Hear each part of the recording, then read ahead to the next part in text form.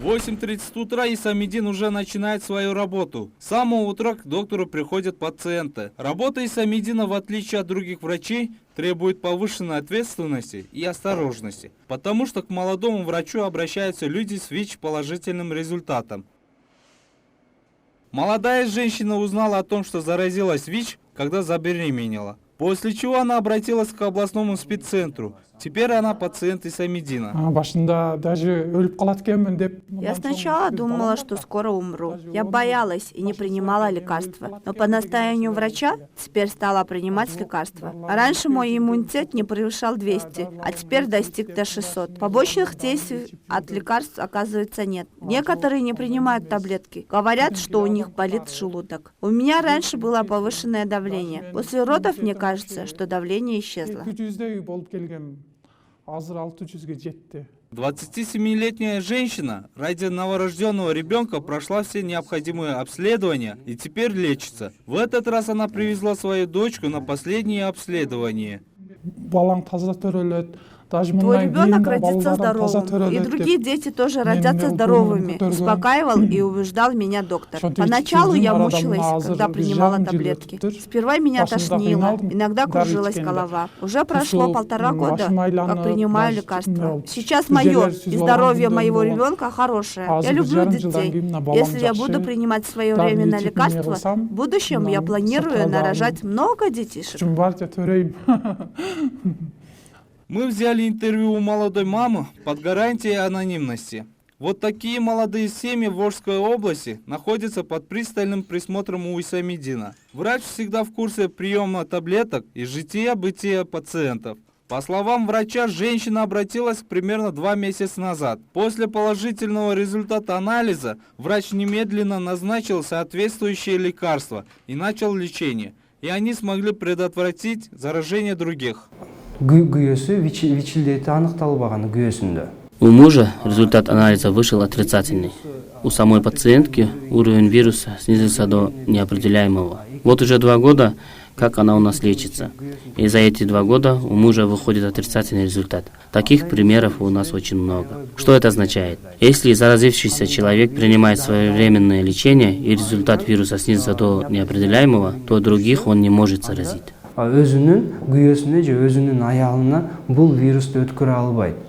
Список заразившихся беременных женщин у Исамидина достигает свыше 40 пациентов. Главная цель молодого врача – это предотвратить дальнейшее заражение плода. Сейчас у меня на учете состоят 46 женщин.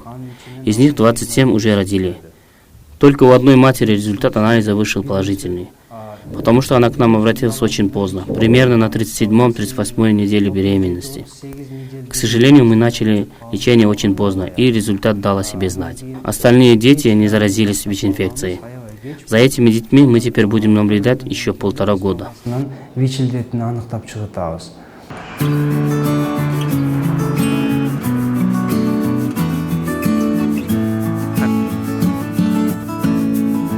Работа Исамидина не ограничивается одним зданием. Он должен обойти каждую больницу Волжской области, чтобы проконтролировать ситуацию в области. На этот раз он едет в Араван. Мы ездили в Чоңалай, Алай, Карасу и Каракульджа. Сегодня мы приехали в Араван, чтобы узнать, как тут обстоят дела. Сколько беременных женщин тут взяли на учет, сколько сдали анализы на ВИЧ. Мы также пришли проверить эту информацию в письменном виде. Здесь могут быть небольшие ошибки. Мы проверим это и дадим совет, как исправить эти ошибки. В Волжском областном центре по борьбе со СПИДом работа Исамидина требует повышенной осторожности. Молодого специалиста на эту работу рекомендовала его руководитель Эльмира Нарматова. Исамидин работает инфицированными беременными женщинами. Эта работа требует много внимания и труда, чтобы не заразить плод беременной женщины. Мы смогли снизить количество зараженных, новорожденных детей, проводя профилактические работы. Если в мировой практике это 2%, то не смогли снизить результат чуть больше.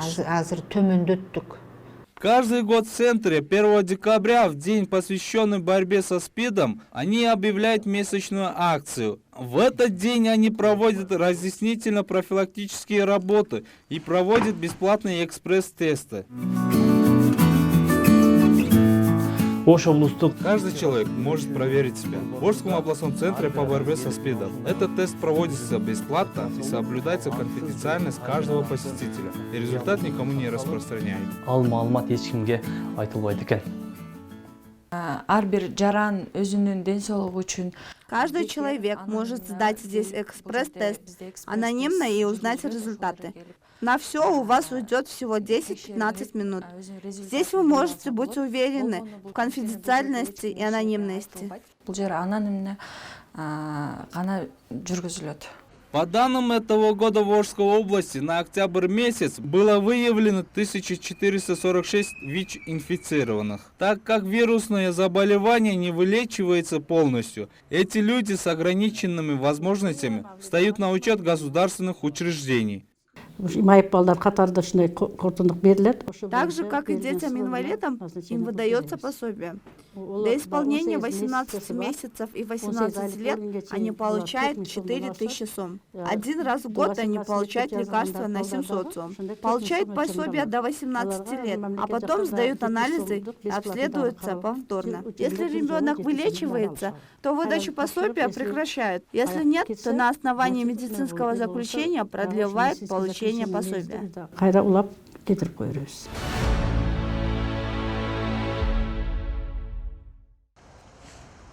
Рабочий день Исамидина завершается в 17 часов, но работа молодого врача не заканчивается к этому времени. Ой, кандайсың? Келдім. Отырасыңарбы?